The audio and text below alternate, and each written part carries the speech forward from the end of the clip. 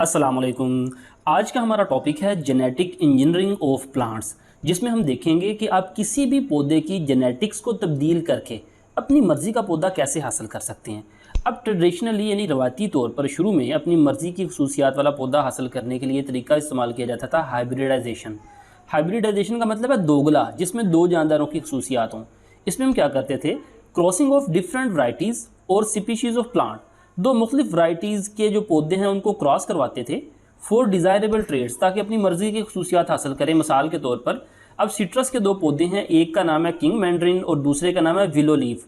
इन दोनों को जब हम क्रॉस करवाते हैं, विलो लीफ और किंग को, तो आपके पास किन्नू पैदा होता है। ये जो किन्नू आप सिट्रस खाते हैं ना, तो वो किंग और विलो लीफ का क्रॉस है। तो देखें इसमें दोनों का साउंड आ जाता है, किंग का भी और विलो नो NOW, तो किन्नू किन्नू आ गया आपके पास।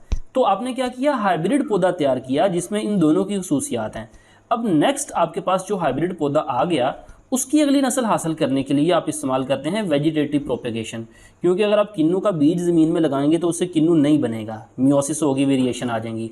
लिहाजा किन्नू की अगली नस्ल हासिल करने के लिए आपको वेजिटेटिव प्रोपेगेशन करनी पड़ेगी, यानी इसी की कलमकारी आप कह लें कि बडिंग या ग्राफ्टिंग से अगला पौधा हासिल करेंगे। फॉर आइडेंटिकल प्लांट्स, यानी इसके आइडेंटिकल प्लांट्स लेने के लिए वेजिटेटिव प्रोपेगेशन करना पड़ेगी। लेकिन आजकल ये जो हाइब्रिडाइजेशन तो ट्रेडिशनल मेथड है, लेकिन आजकल ये पॉसिबल है कि आप अपनी मर्ज़ी का जीन किसी दूसरे पौधे में डालकर उसको ट्रांसजेनिक प्लांट बना सकते हैं, अपनी मर्ज़ी की खसूसियात वाला पौधा बना सकते हैं। अब हम किसी पौधे को ट्रांसजेनिक कैसे बनाते हैं, अपनी मर्ज़ी का जीन कैसे दाखिल करते हैं, ये हम देखेंगे। पहला मेथड है प्रोटोप्लास्ट के ज़रिए। प्रोटोप्लास्ट किसे कहते हैं? अगर आप किसी प्लांट सेल के बाहर से सेल वॉल को रिमूव कर दें, सेल वॉल माइनस करके बाकी का जो प्लांट सेल बचेगा उसे हम कहते हैं प्रोटोप्लास्ट, यानी जिसके बाद सेल मेम्ब्रेन होगी, सेल वॉल रिमूव कर दी गई है। हम क्या करेंगे, whole plant will grow from protoplast, एक प्रोटोप्लास्ट से पूरा पौधा हम ग्रो करेंगे। इसके लिए क्या करना पड़ेगा, form gene placed in culture medium.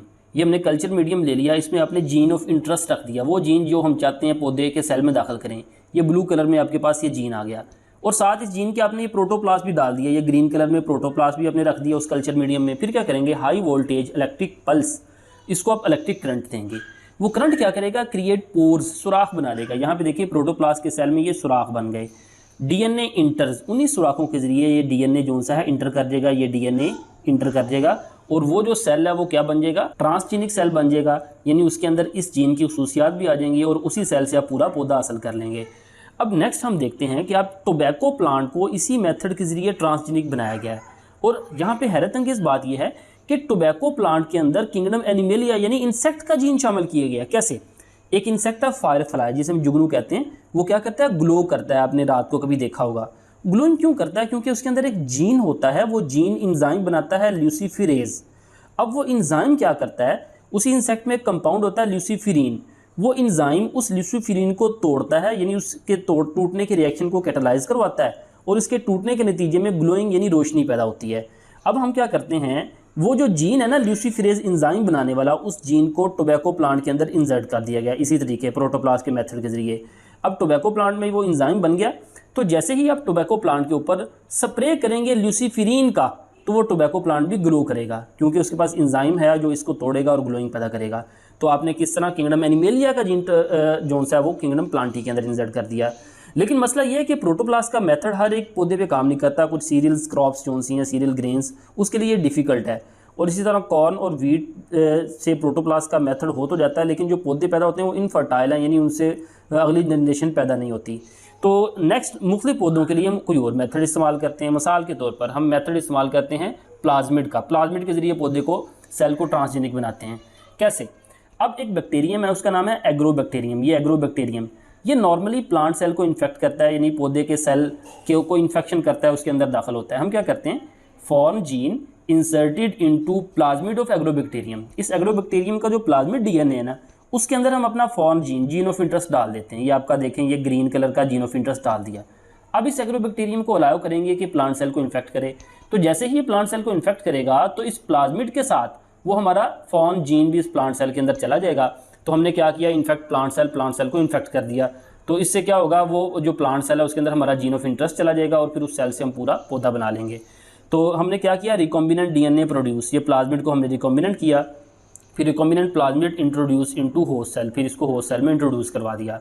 अब और तरीका है किसी पौधे को ट्रांसजेनिक बनाने का, यानी पौधे की इंजीनियरिंग चेंज करके अपनी मर्जी का पौधा हासिल करने का, वो है पार्टिकल गन के ज़रिए। अब 1987 में जॉन सी स्टैनफोर्ड और थ्यूडर एम केलन, जो कि कॉर्नेल यूनिवर्सिटी में काम करते हैं, उन्होंने क्या किया, प्लांट टिश्यू कल्चर कैलस को ट्रांसजेनिक बनाया। कैसे?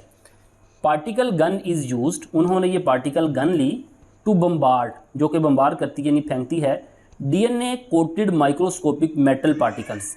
यानी पार्टिकल गन क्या करती है, ये मेटल पार्टिकल्स की बम्बार्डमेंट करती है। ये जो मेटल पार्टिकल आपको पर्पल कलर में नजर आ रहा है, ये हम क्या करते हैं, इन मेटल पार्टिकल्स को डीएनए कोटेड मेटल पार्टिकल्स, इन मेटल पार्टिकल्स के ऊपर अपनी मर्जी का वो जो हमने जीन डालना है उस जीन को इनके ऊपर कोट कर देते हैं, यानी इनके साथ चिपका देते हैं।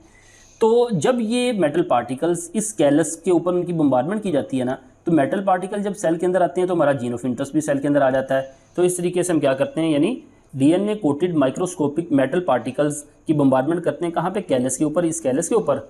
और फिर वो क्या बनता है, जेनेटिकली अल्टर्ड सोमैटिक एम्ब्रियो, वो सोमैटिक एम्ब्रियो बन जाता है। उसी सोमैटिक एम्ब्रियो से हम अडल्ट प्लांट हासिल कर लेते हैं जो कि ट्रांसजेनिक होता है। इस तरीके से कॉर्न और वीट की वैरायटीज़ को हम हासिल कर चुके हैं। तो ये था आज का लेक्चर, उम्मीद है आपको समझ आई होगी। फीडबैक ज़रूर दीजिएगा। मिलते हैं नेक्स्ट लेक्चर के साथ। अस्सलामु अलैकुम व रहमतुल्लाहि व बरकातुहू।